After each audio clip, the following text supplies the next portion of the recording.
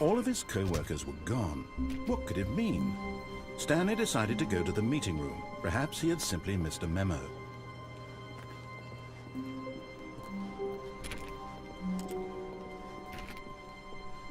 When Stanley came to a set of 2 open doors, he entered the door on his left.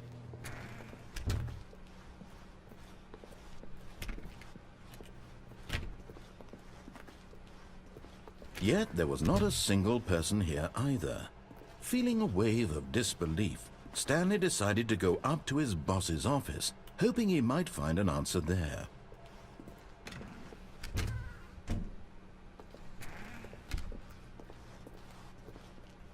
Coming to a staircase, Stanley walked upstairs to his boss's office.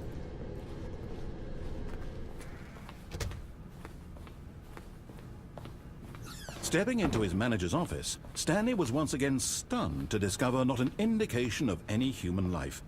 Shocked, unraveled, Stanley wondered in disbelief who orchestrated this. What dark secret was being held from him? What he could not have known was that the keypad behind the boss's desk guarded the terrible truth that his boss had been keeping from him. And so the boss had assigned it an extra secret PIN number, 2845. Yet incredibly, by simply pushing random buttons on the keypad, Stanley happened to input the correct code by sheer luck. Amazing. He stepped into the newly opened passageway.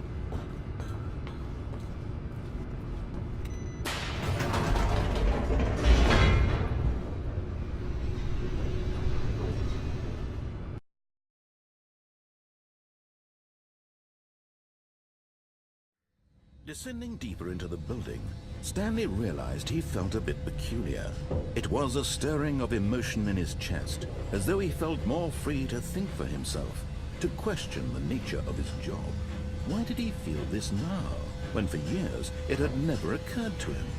This question would not go unanswered for long.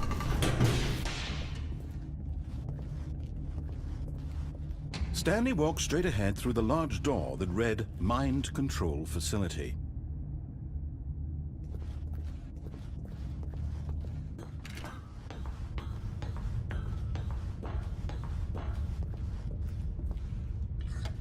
The lights rose on an enormous room packed with television screens.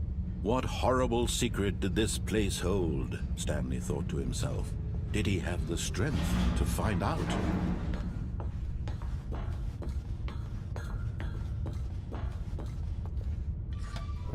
Now the monitors jumped to life, their true nature revealed. Each bore the number of an employee in the building, Stanley's co-workers. The lives of so many individuals reduced to images on a screen, and Stanley, one of them, eternally monitored in this place where freedom meant nothing.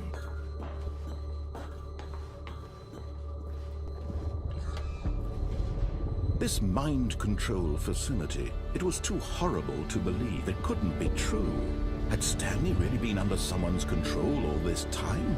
Was this the only reason he was happy with his boring job? That his emotions had been manipulated to accept it blindly? No, he refused to believe it. He couldn't accept it. His own life in someone else's control? Never!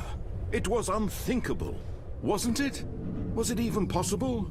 Had he truly spent his entire life utterly blind to the world?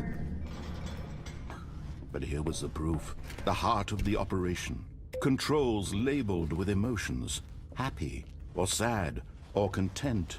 Walking, eating, working, all of it monitored and commanded from this very place. And as the cold reality of his past began to sink in, Stanley decided that this machinery would never again exert its terrible power over another human life. For he would dismantle the controls once and for all. Oh, Stanley, you didn't just activate the controls, did you? After they kept you enslaved all these years, you go and you try to take control of the machine for yourself. Is that what you wanted? Control? Oh, Stanley, I applaud your effort, I really do. But you need to understand, there's only so much that machine can do. You were supposed to let it go, turn the controls off, and leave. If you want to throw my story off track, you're going to have to do much better than that. I'm afraid you don't have nearly the power you think you do. For example, and I believe you'll find this pertinent, Stanley suddenly realized he had just initiated the network's emergency detonation system. In the event that this machine is activated without proper DNA identification, nuclear detonators are set to explode, eliminating the entire complex. How long until detonation then? Let's say 2 minutes. Ah, now this is making things a little more fun, isn't it, Stanley? It's your time to shine. You are the star. It's your story now. Shape it to your heart's desires. Oh, this is much better than what I had in mind. What a shame we have so little time left to enjoy it.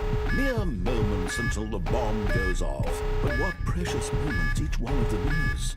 More time to talk about you, about me, where we're going, what all this means. I barely know where to start. What's that? You'd like to know where your co-workers are? A moment of solace before you're obliterated? All right, I'm in a good mood. You're gonna die anyway. I'll tell you exactly what happened to them. I erased them. I turned off the machine. I set you free. Of course, that was merely in this instance of the story. Sometimes when I tell it, I simply let you sit there in your office forever, pushing buttons endlessly and then dying alone. Other times, I let the office sink into the ground, swallowing everyone inside, or I let it burn to a crisp. I have to say this, though, this version of events has been rather amusing. Watching you try to make sense of everything and take back the control wrested away from you, it's quite rich. I almost hate to see it go. But I'm sure whatever I come up with on the next go-around will be even better. My goodness, only 34 seconds left. But I'm enjoying this so much. You know what? To hell with it. I'm going to put some extra time on the clock. Why not? These are precious additional seconds, Stanley. Time doesn't grow on trees. Oh dear me, what's the matter, Stanley? Is it that you have no idea where you're going or what you're supposed to be doing right now? Or did you just assume when you saw that timer that something in this room was capable of turning it off? I mean, look at you. Running from button to button, screen to screen, clicking on every little thing in this room. These numbered buttons, no, these colored ones, or maybe this big red button, or this door. Everything, anything, something here will save me. Why would you think that, Stanley? That this video game can be beaten? Won? Solved? Do you have any idea what your purpose in this place is? Stanley, you're in for quite a disappointment. But here's a spoiler for you. That timer isn't a catalyst to keep the action moving along. It's just seconds ticking away to your death. You're only still playing instead of watching a cutscene because I want to watch you for every moment that you're powerless. To see you made humble. This is not a challenge. It's a tragedy. You wanted to control this world, that's fine. But I'm going to destroy it first, so you can't. Take a look at the clock, Stanley. That's 30 seconds you have left to struggle. 30 seconds until a big boom and then nothing. No ending here, just you being blown to pieces. Will you cling desperately to your frail life, or will you let it go peacefully? Another choice. Make it count, or don't. It's all the same to me, all a part of the joke. And believe me, I will be laughing at every second of your inevitable life from the moment we fade in until the moment I say, happily ever up.